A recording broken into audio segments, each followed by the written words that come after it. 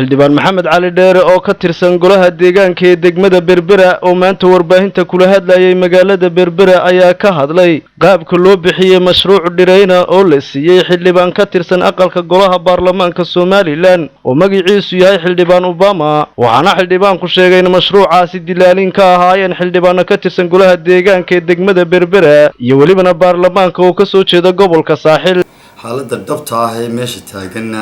nin iga xoggalsan ma jiro waxa weeyaan horta waa ceeb shalay wixii ka dhacay magaalada xariga ninka ganacsada shaqaalaha degmada ee leeriyay yani xildhibaanada arinta ku jiray wuxuu horta waa ceeb dhacdo taariikhi waxa weeyaan waxa ceeba in xildhibaanadii magaalada tan loo soo doortay ay dib magaaladii dilaal uga noqdo horta waa ceeb in xildhibaanadii gobolkan guurtida iyo wakiilada ugu jirayna ay magaalada u yimaadaan inay dilaalaanna iyana waa ceeb arrintaa afar xildhibaan oo waliba aanu isku beelanahay beeshan ciise muuse la dhahdo ayaa arrintaa ka shaqaynayay ilaa ayaamahan bay isdaba meereysanayo aad moodaysa inay magaalada jooharad ka qaadanayaan waxa weeyaan mashruuc aada u qaaliya ayaa la sheegay in qandaraas uu ku qaatay ninkaa horta aniga su-aal bay igu socotay ilaa xalayo xildhibaanka la yidhi lacagtan wuu leeyahy isku magac baan noqono waxaa la xildhibaan maxamed caliyo waxaa la igu yihi wareedha magaaladii maadigii baa guranaya dabeetana waxaa la bal magaca saddexaad eeg aniga maahe naanesna way la socotaa hortaas waa taa waxa weeyaan mashruuca dhiraynta magaalada la sheegayo mashruuc baa la dhiraynaya horta mashruuc xaddigiisu 12 milyan oo laana ka bato oo aanu golaho la hordhigin horta waa xaraam waa qodob waxa kale oo jira hadii problem maaliyadeedu meesha yimaado horta guddiga shaqadeeda tahay oo guddiga maaliyadda oo xildhibaanada guddiga dhaqaalaha ku jira ayaa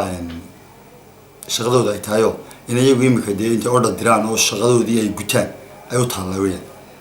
ta kale waxa timir dhiraynta horta waxa la inoo beerayaa la sheegaya waa dhamastuna inaga sida tiinka ayaa ay dib Berbera uga baxdaayo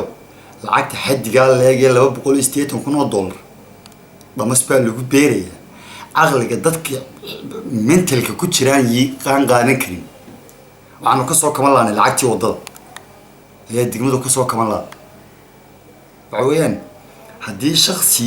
hargeysa degan intuu Berbera dafs ka soo yiraahdo dabeetana 24 hours lagu diyaarinayo jeegisa maaliyadeed dii waxa weeyaan niyo malac qaab kala adeed mudan Berbera joogto ku socoto samaawiye dadku ay istaaqfurlaystaan dadku way baabayeen afarta xildhibaan ee dilaaliyay arrintan ee degmadan electric ka ahaayo laga soo doortay waa ceeb taariikhda qoraysa